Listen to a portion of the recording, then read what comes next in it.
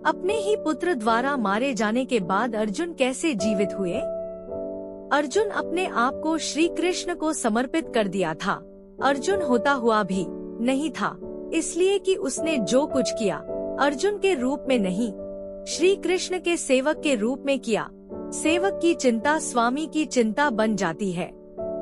अर्जुन का युद्ध अपने ही पुत्र बब्रुवाहन के साथ हो गया, जिसने अर्जुन का सिर धड़ से अलग कर दिया और कृष्ण दौड़े चले आए।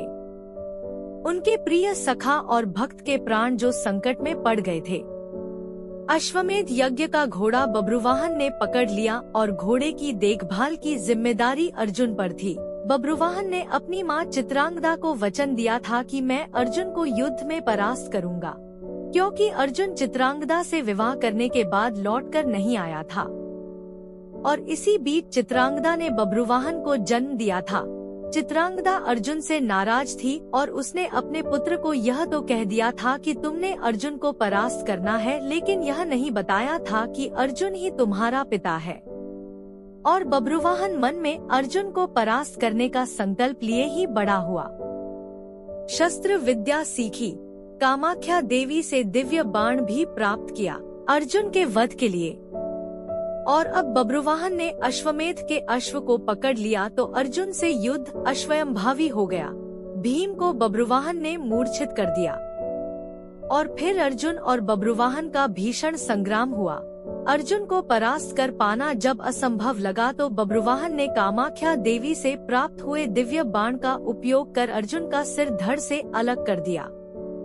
श्री कृष्ण को पता था कि क्या होने वाला है और जो कृष्ण को पता था वही हो गया। वे द्वारिका से भागे भागे चले आए। दाऊ को कह दिया, देर हो गई तो बहुत देर हो जाएगी, जा रहा हूँ। कुंती विलाप करने लगी, भाई विलाप करने लगे।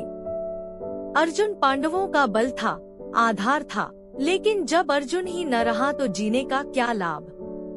माँ ने कहा, बेटा तुमने बीच मझदार में यह धोखा क्यों दिया? माँ बच्चों के कंधों पर इस संसार से जाती है और तुम मुझसे पहले ही चले गए। यह हुआ कैसे? यह हुआ क्यों? जिसके सखा श्री कृष्ण हो, जिसके सारथी श्री कृष्ण हो, वह यूं निष्प्राण धरती पर नहीं लेट सकता। पर यह हो कैसे गया? देवी गंगा आई, कुंती को कहा, रोने से क्या फायदा, अर्जुन को उसके कर्म का फल मिला है। जानती हो, अर्जुन ने मेरे पुत्र भीष्म का वध किया था धोखे से। वह तो अर्जुन को अपना पुत्र मानता था, पुत्र का ही प्यार देता था, लेकिन अर्जुन ने शिखंडी की आड़ लेकर मेरे पुत्र को बाणों की शया पर सुला दिया था। भीष्म ने तो अपने हथियार नीचे रख दिए थे, वह शिखंडी पर बाण नहीं चला सकता था, वह प्रतिज्ञाबद्ध था। लेकिन अर्जुन ने तब भी मेरे पुत्र की छाती को बाणों से छलनी किया। तुम्हें शायद याद नहीं, लेकिन मुझे अच्छी तरह याद है। तब मैं भी बहुत रोई थी। अब अर्जुन का सिर धड़ से अलग है। बब्रुवाहन ने जिस बाण से अर्जुन का सिर धड़ से अलग किया है, वह कामाख्या देवी माध्यम से मैंने ही दिया था। अर्जुन को परास्त कर पाना बब्रुवाहन के लिए कठिन था। आखिर उसने मेरे ही बाण का प्रयोग किया और मैंने अपना प्रतिशोध ले लिया। अब क्यों रोती हो कुंती? अर्जुन ने मेरे पुत्र का वध किया था और अब उसी के पुत्र ने उसका वध किया है। अब रोने से क्या लाभ? जैसा उसने किया वैसा ही पाया। मैंने अपना प्रतिशोध ले लिया। और प्रतिशोध शब्द भगवान श्री कृष्ण ने सुन लिया। हैरान हुए।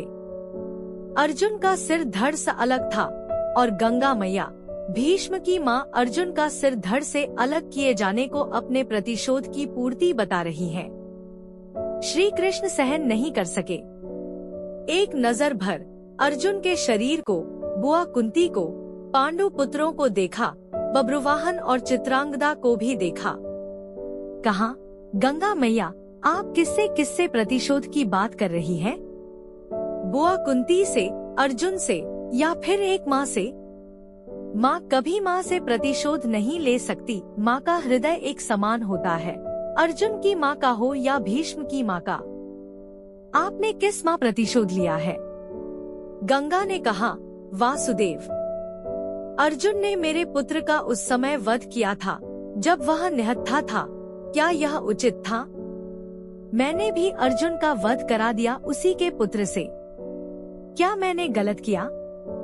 मेरा प्रतिशोध पूरा हुआ। यह एक माँ का प्रतिशोध है। श्री कृष्ण ने समझाया, अर्जुन ने जिस स्थिति में भीष्म का वध किया, वह स्थिति भी तो पितामह ने ही अर्जुन को बताई थी। क्योंकि पितामह युद्ध में होते तो अर्जुन की जीत असंभव थी और युद्ध से हटने का मार्ग स्वयं पितामह ने ही बताया था। लेकिन यहाँ तो स्थिति और है। अर्जुन ने तो बब्रुवाहन के प्रहारों को रोका ही है, स्वयं प्रहार तो नहीं किया, उसे काटा तो नहीं। और यदि अर्जुन यह चाहता तो क्या ऐसा हो नहीं सकता था? अर्जुन ने तो आपका मान बढ़ाया है, कामाख्या देवी द्वारा दिए गए आपके ही बाण का प्रतिशोध लेकर आपने पितामह का, अपने पुत्र का भी भला नहीं किया। गंगा दुविधा में पड़ गई। श्री कृष्ण के तर्कों का उसके पास जवाब नहीं था। पूछा, क्या करना चाहिए? जो होना था सो हो गया, आप ही मार्ग सुझाएं। श्री कृष्ण ने कहा, आपकी प्रतिज्ञा पूरी हो गई, उपाय तो किया ही जा सकता है, कोई रास्ता तो होता ही है। जो प्रतिज्ञा आपने की वह पूरी हो गई। जो प्रतिज्ञा पूरी हो गई तो अब उसे वापस भी लिया जा सकता है। यदि आप चाहे तो क्या नहीं हो सकता? कोई रास्ता तो निकाला ही जा सकता है। गंगा की समझ में बात आ गई और माँ गंगा ने अर्जुन का सिर धड़ से जोड़ने का मार्ग सुझा दिया। यह कृष्ण के तर्कों का कमाल था, जिस पर श्री कृष्ण की कृपा हो, जिसने अपने आप को श्री कृष्ण को सौंप रखा हो, अपनी चिंताएं सौंप दी हो, अपना जीवन सौंप दिया हो, अपना सर्वस्व सौंप दिया हो। उसकी रक्षा के लिए श्री कृष्ण बिना बुलाए चले आते हैं। द्वारिका से चलने पर दाऊ ने कहा था, कान्हा, अब अर्जुन और उसके पुत्र के बीच युद्ध है, कौरवों के साथ नहीं, फिर क्यों जा रहे हो? तो कृष्ण ने कहा था, दाऊ, अर्जुन को पता नहीं कि वह जिससे युद्ध कर रहा है वह उसका पुत्र है, इसलिए अनर्थ हो जाएगा और मैं अर्जुन को अकेला नहीं छोड़ सकता। भगवान और भक्त का नाता ही ऐसा है, दोनों में दूरी नहीं होती। और जब भक्त के प्राण संकट में हों, तो भगवान चुप नहीं बैठ सकते। अर्जुन का सारा भाव हो और कृष्ण दूर रहें, यह हो ही नहीं सकता। याद रखें, जिसे श्री कृष्ण मारना चाहें कोई बचा नहीं सकता, और जिसे वह बचाना चाहें उसे कोई मार नहीं सकता। अर्जुन और श्री कृष्ण ही एक नर और नारायण है। इस प्रकार से कृष्ण की बदौलत अर्जुन के प्राण वापस आ गए। उम्मीद करते हैं आपको यह वीडियो अच्छी लगी होगी। धन्यवाद आपका। वीडियो पसंद आई हो तो लाइक और शेयर कर दीजिएगा।